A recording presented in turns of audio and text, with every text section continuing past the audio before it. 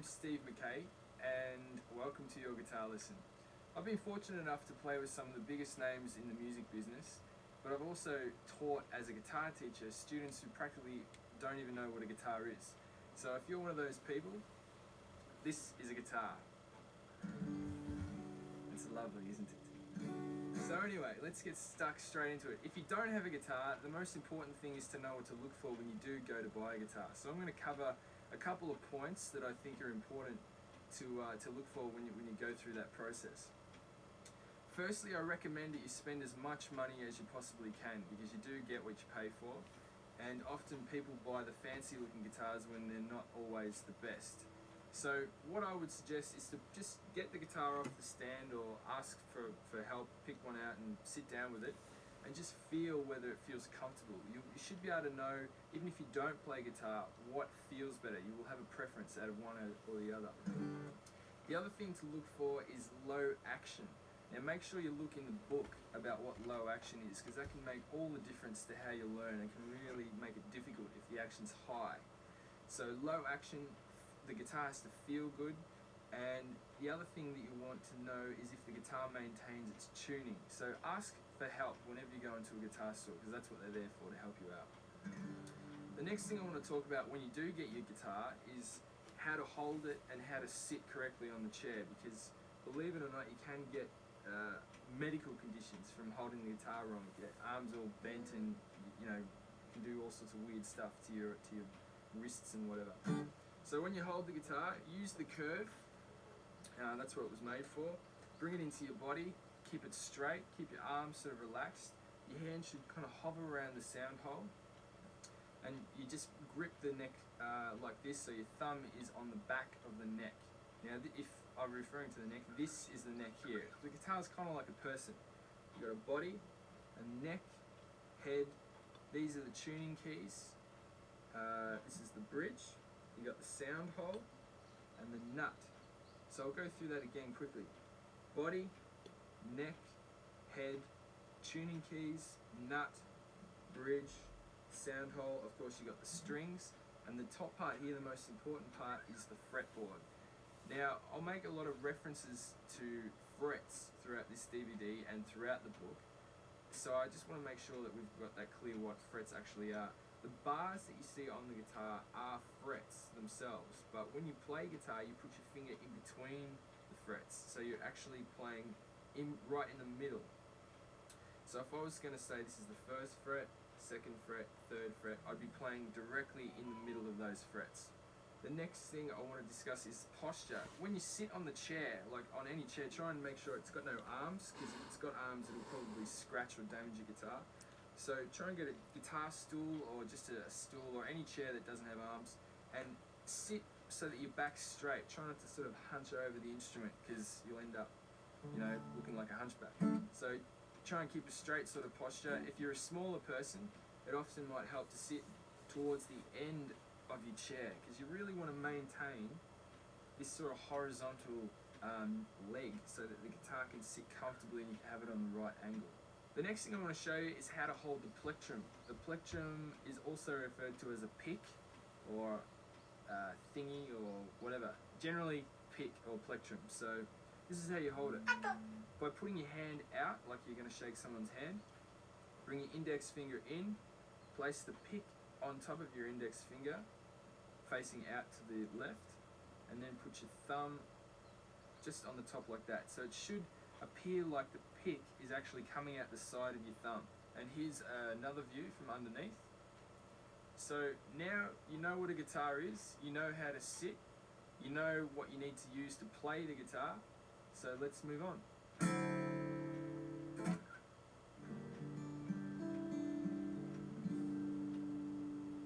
Okay, now I want to talk about the names of the strings. As you might have noticed, you've got 6 strings, or you should have 6 strings on your guitar. And I'm just going to go through and name them for you. You've got E, B, G, D, A, and then E again on the fifth string down there. So E, B, G, D, A, E. I wouldn't expect you to memorize that pattern because there isn't any pattern to it basically. So I've come up with like an acronym, a way that you can sort of associate something else with the names of the strings so you never forget them. So I've got Easter, Bunny gets drunk at Easter. So it's a little bit silly, but you won't forget it. Easter Bunny gets drunk at Easter. Starting from the thin string. So they're the names of the strings. The next thing we have to talk about is the notes on the guitar. When you look at the neck, you might see all these notes here and think, how am I going to ever memorize each and every one of them? It's going to take a million years to be able to do that. So what I've done, because a lot of students ask me that particular question, how do I learn all the notes? So I've come up with a way, I've been able to pretty much learn it instantly, utilizing what we just learned, Easter Bunny gets drunk at Easter, with the string names, and introducing something called the musical alphabet. The first thing you have to understand is there's only 7 natural notes in music: A, B, C, D, E, F, and G. So obviously there's more notes than that, but that's the basis, the starting point, natural notes. So if we start here, you've got natural notes. The extra parts are often either sharps, which is 1 step forward, you go back to the natural note, or flats, which are 1 step backwards. So it depends what key you're in. It gets kind of complicated like that. So we're going to just eliminate flats for the time being and just concentrate on talking about sharps.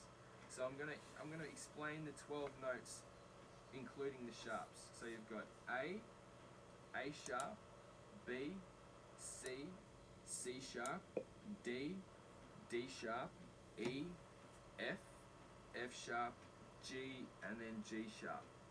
And it just loops around like that. So what you might have noticed is it's basically A, B, C, D, E, F, G, just like what we learned before, but with sharps pretty much after every single note, except for 2. The 2 notes that don't have sharps are B and E. So remember, there's no B sharp and there's no E sharp. You go directly to the next letter in the musical alphabet. So now that you've learnt that, and you've also learnt the names of the strings, we're going to try and join the 2 bits of information together so that you can help navigate your way around the instrument. So I'm going to pick a string. Easter Bunny gets drunk. So say the D string. I'm going to put my finger on the 1st fret of the D string. That's D sharp. I'm going to move it up 1 more. E, F, F sharp, G, G sharp,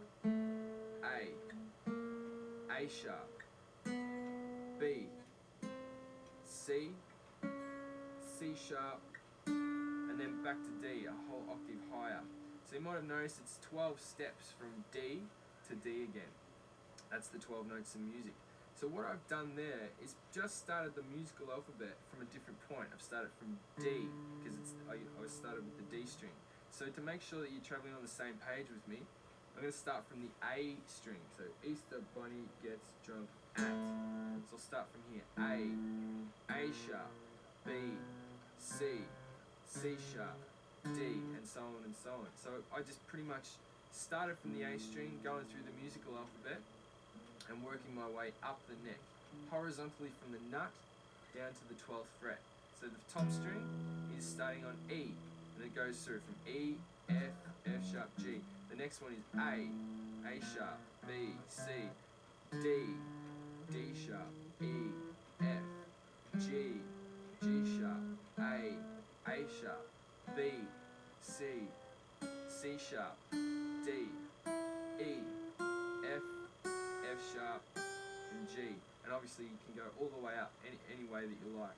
So hopefully with the knowledge of the string names and what they are and the musical alphabet, and remembering that you're working horizontally from the nut to the 12th fret, you should be able to find every note on the guitar.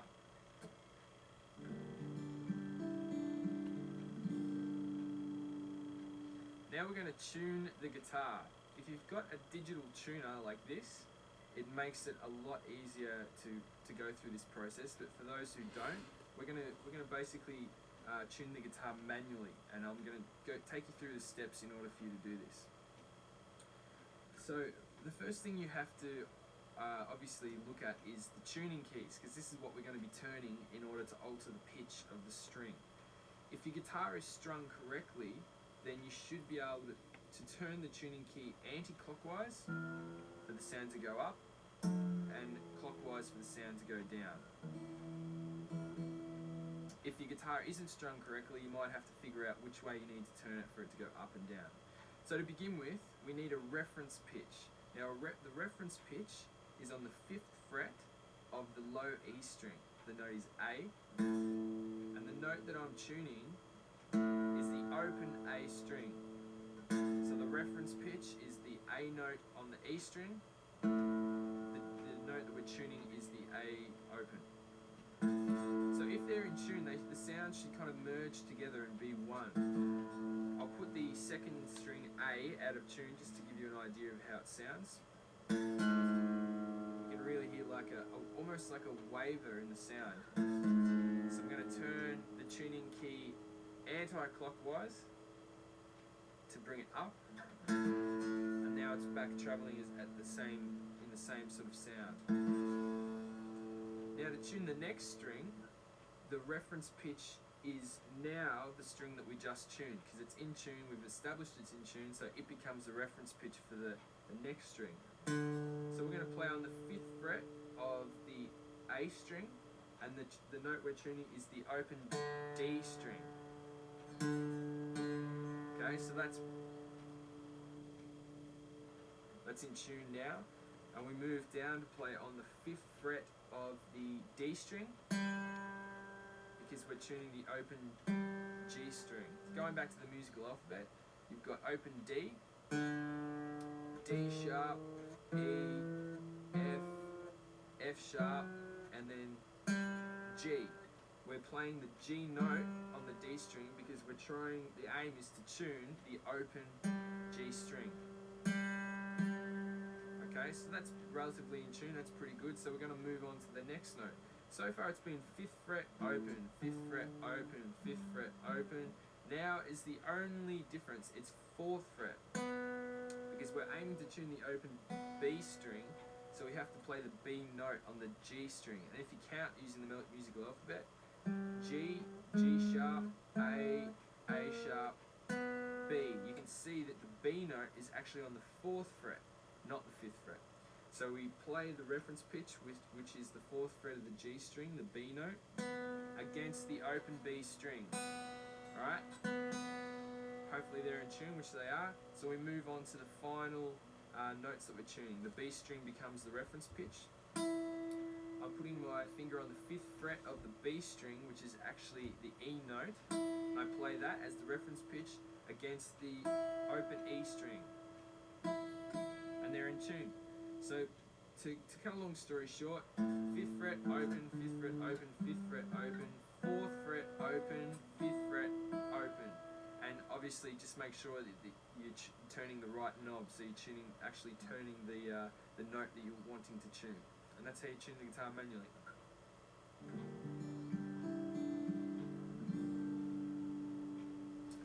Now we're going to talk about technique fundamentals. Basically there's a set of rules for the left hand and the right hand which I like to talk about. And this is really the core subject of the whole book and DVD, because it's the most important thing to remember when you're practicing. So I can't say enough to really make sure that you understand what I've said and can apply it day to day in your own practice of the guitar. So let's discuss just the left hand for the time being. I really can't say enough to play on your tips, the tips of your fingers. It's really important whenever you play the guitar that you're using that part of your finger and not the flat part of your finger, because it's just bad technique if you do it like that. So tips of fingers, you want your fingers to be always curved as well. So you might notice that I've got a curved kind of look here with my fingers, as opposed to sort of fingers kind of caving in like that and wobbling around, which a lot of students just starting out tend to find happens is because they haven't built up enough strength yet in their hands. So curved fingers, middle of frets is the other thing, to play in between the bars, right in the middle, on the tips and with curved fingers. And I call it, the actual shape of the hand, I call it the claw, because it sort of looks a little bit like a claw. Well, I think so anyway. But you basically put your thumb around about in between the 2nd and the 3rd finger, and the other fingers are sort of in shape, as though you were playing a guitar, but there's obviously no guitar there. Then you just pretty much apply that position onto the guitar. Your thumb has to be placed in the middle of the neck. So it kind of makes sense if you think about it, that if the thumb is up here, your fingers are limited, like in terms of movement. But the further down your thumb goes, the more reach you have with your fingers. So somewhere in the middle I find is often the best place. Okay, now I'm going to go over to the right hand. And remember, if you're left-handed, it's just the reverse. So right hand, remembering how to hold the pick like we discussed earlier.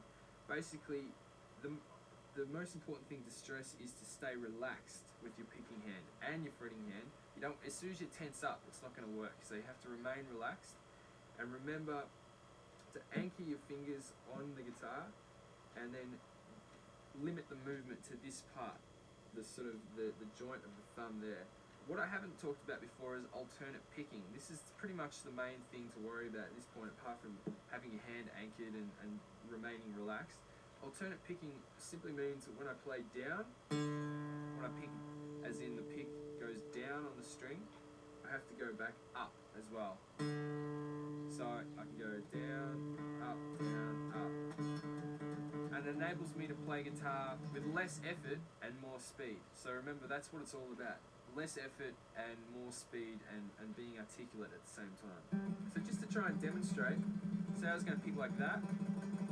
If I tried to do that just picking down, it's very difficult. So remember, what goes down must come up on the guitar anyway.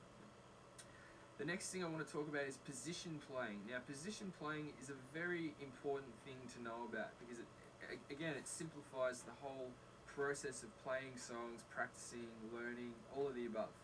So position playing is, simply put, lining up your fingers on a fret. So first finger, first fret, second finger, second fret, third finger, third fret, fourth finger, fourth fret. On the tips of fingers, middle of frets, and making sure that all your fingers are curved. Now that is first position. If I was to move the whole thing up one fret, that would be second position. Third position, fourth position. If I moved it up to the dot on the fifth fret, that would be fifth position. The general rule is each finger placed on the fret owns that fret. So say if I was in fifth position, which I'm in now, the index finger owns the fifth fret. The second finger owns the sixth fret. The third finger owns the seventh fret. And the fourth finger owns the eighth fret. So it's kind of like a set of rules so that you stay within the frets that you're supposed to, and it enables you to play more efficiently. See, I see some people play guitar and their hands are going all around like this, and they're shifting positions, and it looks fancy but complicated, and they're probably going to 3 times more effort than if you just played in position, kept everything kind of stealth. You want to be low on the guitar, not moving any more than you have to. So that's pretty much the core things with technique fundamentals.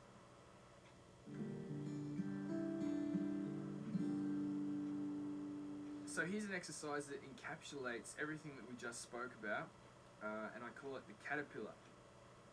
So what we need to do is go to fifth position. So move your hand down so that the first finger on the fifth fret, second, sixth fret, third, seventh fret, fourth, eighth fret. Remembering to keep your hand anchored, and we're alternate picking. I want you to play just the first note on the E string, which is the fifth fret, and you're playing with a down stroke of the plectrum. Then keep that finger down and play with your second finger on the sixth fret of the E string, an upstroke, and then repeat the process, keeping your fingers down. Third finger down on the seventh fret with a downstroke, and then the last finger, which is on the eighth fret, with an upstroke. So keeping that position right where it is, you have to then repeat the process on the string below without taking off any fingers apart from the one that you're actually using to play the notes. So keeping that there, I'm going to play a downstroke with my plectrum, keeping the fingers still on the low E string, then an upstroke, then a downstroke, then an upstroke, and then keep going down and repeat the process. I'm just going to go through it slowly for you.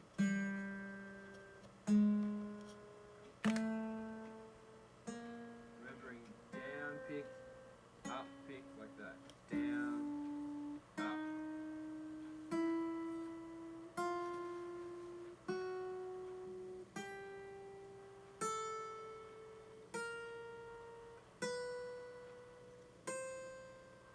Okay, so that's basically the caterpillar. You can go up as well, keeping those fingers where they are.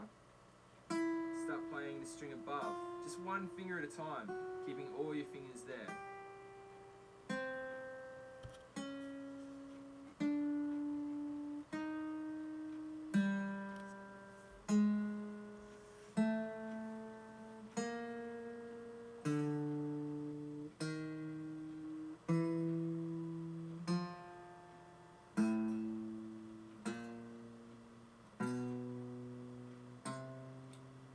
The main things that you need to think about when you're practicing this caterpillar is to try and keep each finger almost robotic. You want the same look to be going all the way through. I'll play it a little bit faster so you can see what you need to work up to.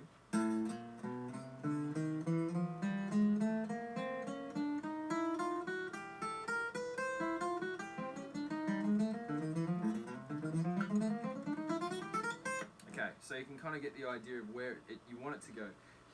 The main reason why you would practice something like this is basically because the tendons in your fingers are not all independent. Like you might notice it's easy to move your index finger, it's kind of easy to move your second finger, but as soon as you start moving your third, this little finger wants to go with it all the time.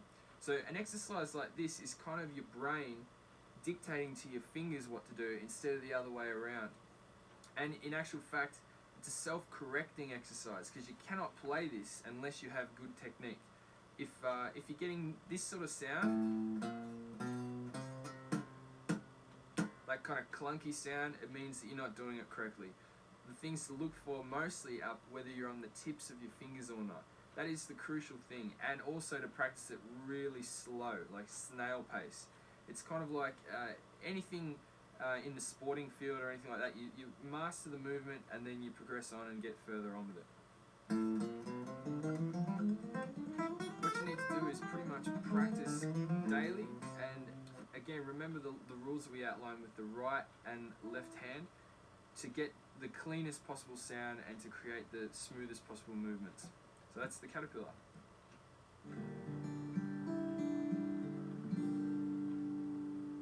Now I'm going to talk about basic major and basic minor chords. These are chords that utilize the open strings on the guitar. So the first chord that we're going to play is A major. What I'll do is I'm going to explain what each finger does and then play the chord.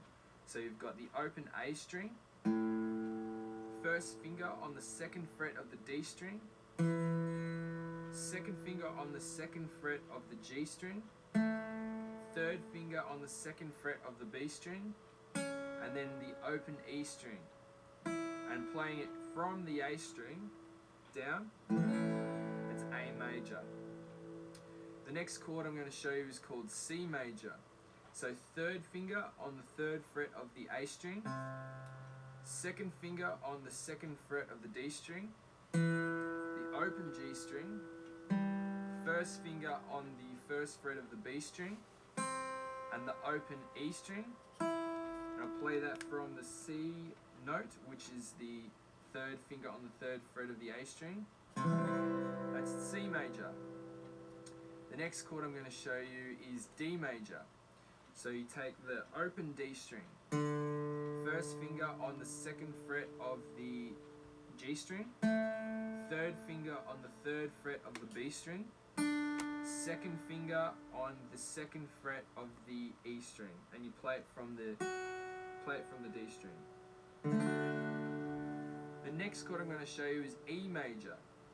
It starts with the open E string, second finger on the second fret of the A string, third finger on the second fret of the D string, first finger on the first fret of the G string, then open B string, then open E string, and you play all 6 strings. E major. The last chord in the basic chord shapes that I'll show you is G major. So to play G major, second finger on the third fret of the E string, first finger on the second fret of the A string, the open D string, the open G string, then third finger on the third fret of the B string, fourth finger on the third fret of the E string. G major. Okay, Now you might notice that you might have noticed that I missed out on B major and F major. The reason for that is those two chords in particular involve more difficult techniques, which we'll get to a little bit later in the DVD. So now moving on to minor chords. The first minor chord is A minor. So you play the open A string, second finger on the second fret of the D string, third finger on the second fret of the G string, first finger on the first fret of the B string, and then open E string, and play it from the A string. Okay, next chord I'm going to show you is D minor. So it starts with the open D string, second finger on the second fret of the G string, third finger on the third fret of the B string, first finger on the first fret of the E string, and played from the D string. That's D minor. The last chord for the basic minor shapes I'm going to be showing you is E minor. Now E minor, you take the open E string, put your first finger on the second fret of the A string, second finger on the second fret of the D string, open G string, open B string, open E string, and you play all 6 strings. That's E minor. So you might notice again I missed out on a few chords in the basic minor shapes. That's because those particular chords require a more advanced technique, which, as I said, we'll get to a bit later. So that's basic chords.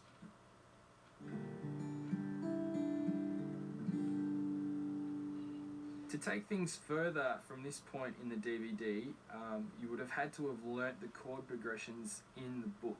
So assuming that you've done that, let's break down the first chord progression, C major, A minor, E minor, and G, and we'll talk about the transitional movements between each chord, because it's an important thing to cover, as a lot of people play C, say for example, and then they might take their fingers off and then make the shape A minor without even realizing they can do the same thing with only moving one finger instead of trying to recreate the whole entire chord. So as I said, I'll break down the first chord progression and we'll take it step by step. So as I said, from C, I'll move my third finger underneath my second finger to form the A minor shape. From the A minor shape, I'm going to move my first finger above my second finger to form the E minor shape, and taking my third finger off at the same time. To form G, I'm moving my second finger onto the third fret of the low E string, my third finger on the third fret of the B string, and my fourth finger on the third fret of the E string in one movement. So the only finger that really remains is the first finger, the rest move. So from E minor to G major. And that's through the whole first chord progression. So I'm going to play it slowly, making those movements. Hopefully you can play along. We're going to strum each chord 4 times using down strums. And yeah, just so you get the hang of it. So.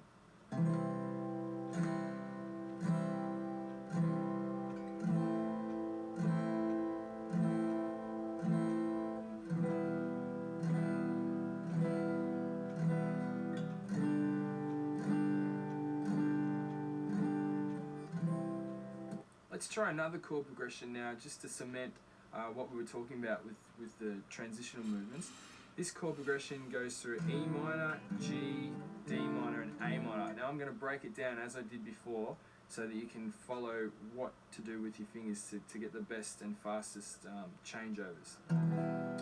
So I've got E minor. What I'm going to do is keep my first finger where it is, move my second finger to the third fret of the E string, third finger to the third fret of the B string, fourth finger to the third fret of the E string in one movement. So E minor, then to G major. Now to go to D minor, this is quite a dramatic shift, so you really need to visualize what you're doing, because it can take a little bit of time to change from these 2 chords if you don't do it correctly. So from G major to D minor, I'm going to remove my fourth finger, move my second finger to the second fret of the G string, and move my first finger to the first fret of the E string, but I'm going to do it in one movement. So from there to there. And as you can see, what I did the second time is I kept my third finger down. That's the only finger that you can keep down from going from these two chords, from G major to D minor. I kept my third finger there the whole time. Now from D minor, I have to go to A minor. So what I'll be doing here is removing all my fingers, but I'll be just moving the first and second fingers basically up a string each. So I'm moving the first finger up one string, second finger up one string, third finger up a string and across a fret. So I'll break it down like I did before.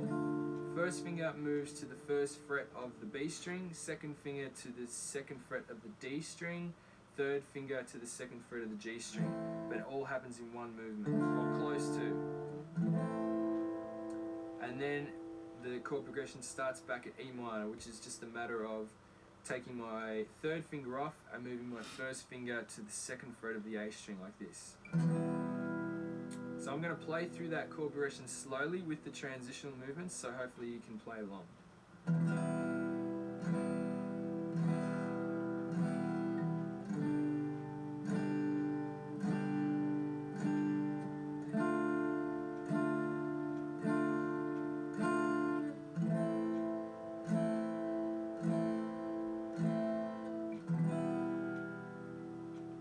Okay, so that's chord transitional movements.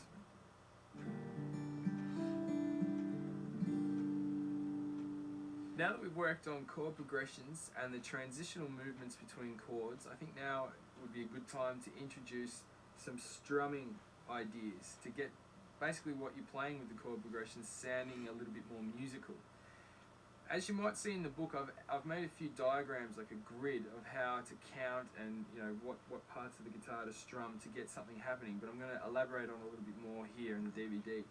First of all, I treat the first three strings when playing strumming chords kind of like a bass drum on a drum kit, and the last three like a snare drum on the drum kit. So to illustrate that a little bit better, think of the beat in We Will Rock You by Queen. You've got the bass, snare, like that. So I kind of think in terms of beats when I'm strumming. So now if I put a chord underneath that, this is what it sounds like.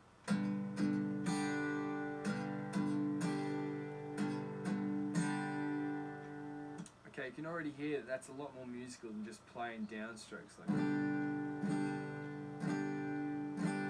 So let's move on to the first diagram that I've written in the book, which is basically 1 and 2 and 3 and 4 and 1 and 2 and 3 and 4 and. So let's try and play it now with a beat.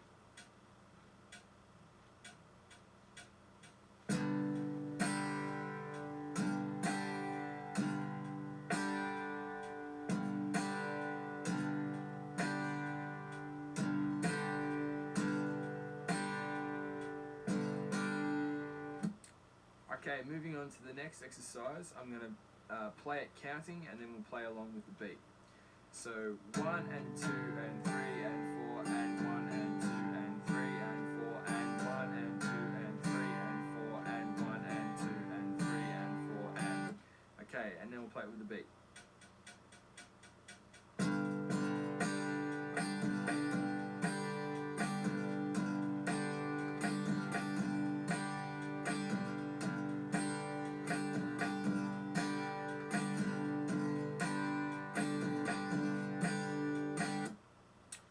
Okay, the last exercise I have written in the book is in 3 timing. So it's sort of like 1, 2, 3, 1, 2, 3, instead of 1, 2, 3, 4, 1, 2, 3, 4.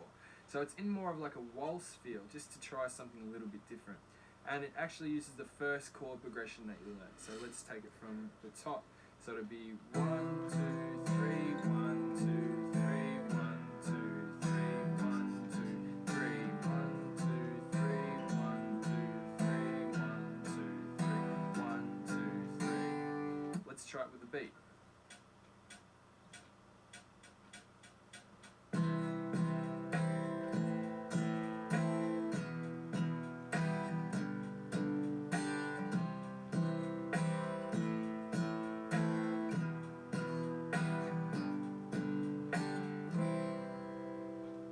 Okay, hopefully that's given you a few rhythm ideas to apply to those chord progressions that you've learnt.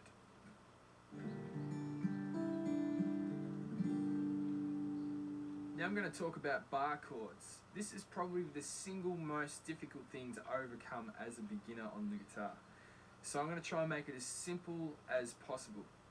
Basically you have 4 different shapes. You've got E major shape, E minor shape, A major shape, A minor shape.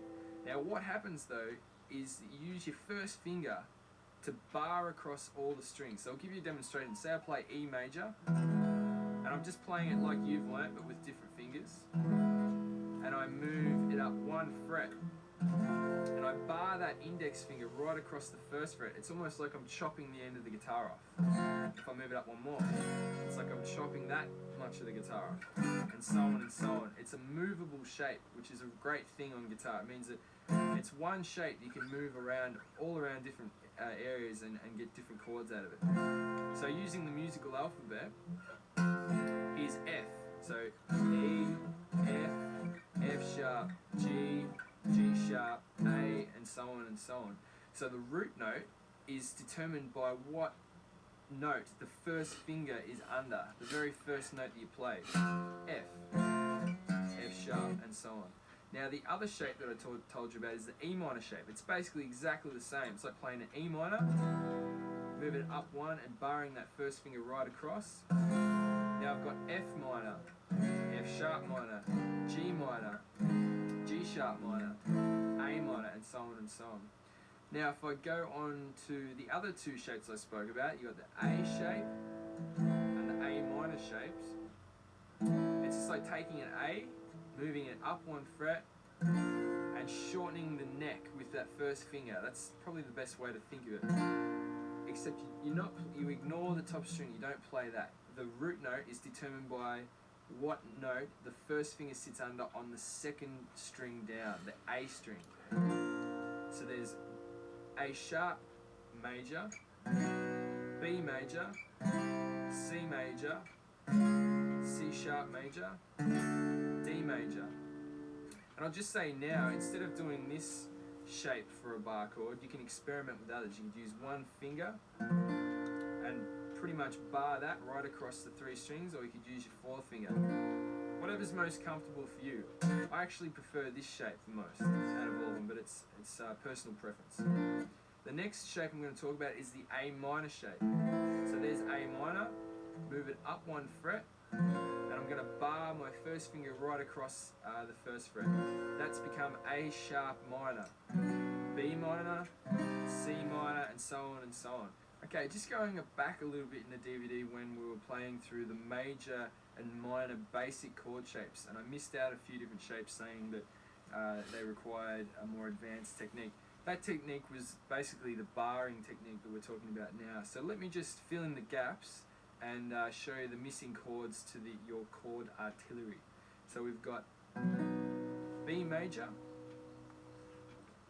F major, B minor, C minor, F minor, and notice how I've got my 2nd finger kind of pushing down as like almost like leverage to get the more strength in that finger. You can do it with your 2nd finger out here, but I find it's because it's loose, I can just use it for a bit of extra push to get that clarity in the sound. So F minor, then G minor. And before I finish up with bar chords, I'll just reiterate a couple of different things about using your thumb, kind of like in it, almost like I would call it a clamping type motion. It's good to do that to get more power with the first finger. And if you do have spare fingers, you can basically heat them onto the other finger to create more pressure. So that's bar chords.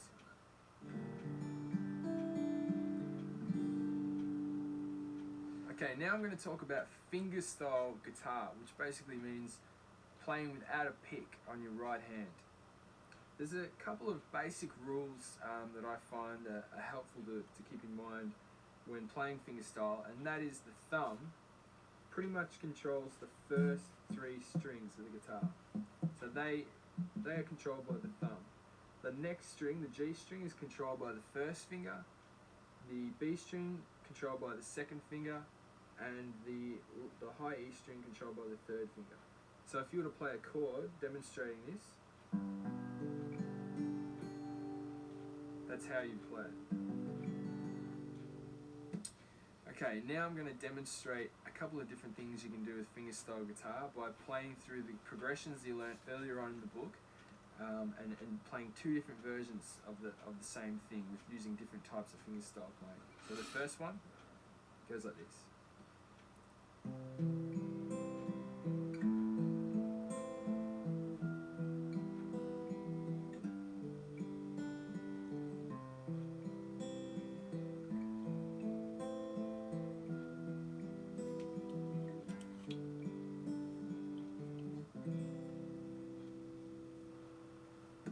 And the second one.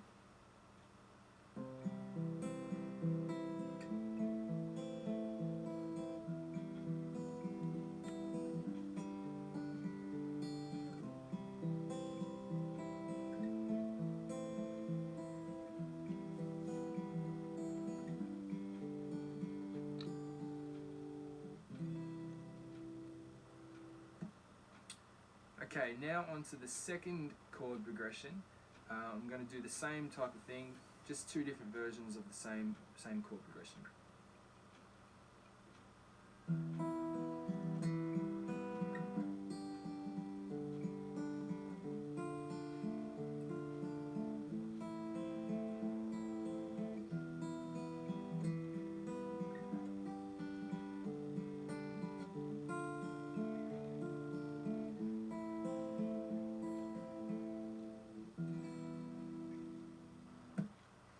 Okay, now I'm going to play the exact same.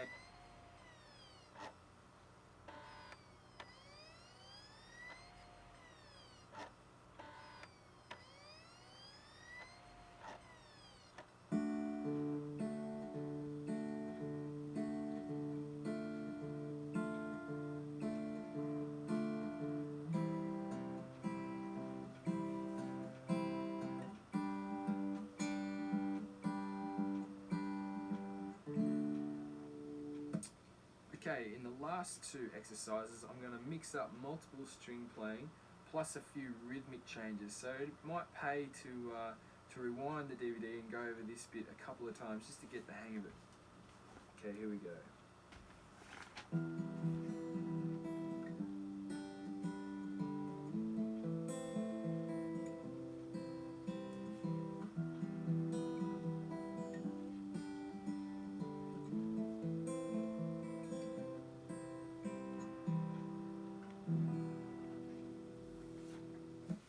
Okay, for the second version.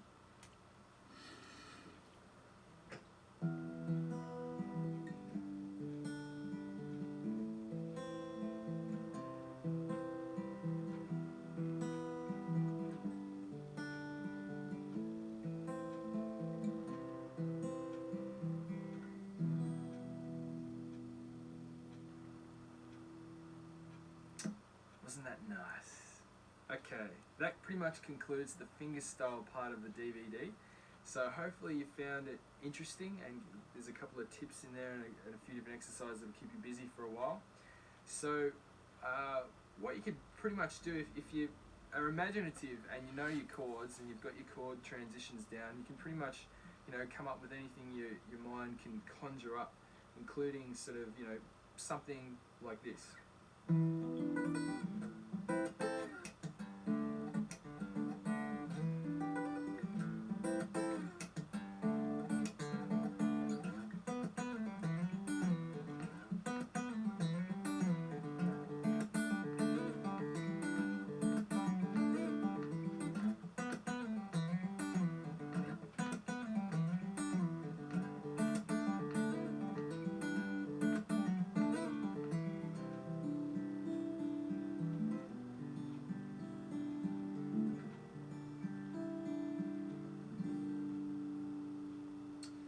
Okay, that concludes the DVD. Hopefully you've picked up a few tips and tricks and have a better understanding of how to play guitar, and if you already play, hopefully you've learned a few things that you didn't already know. Remember, guitar is a very difficult instrument to play, so don't get discouraged if it doesn't happen automatically. Just remember that you get out of it what you put in, and I wish you all the best with it.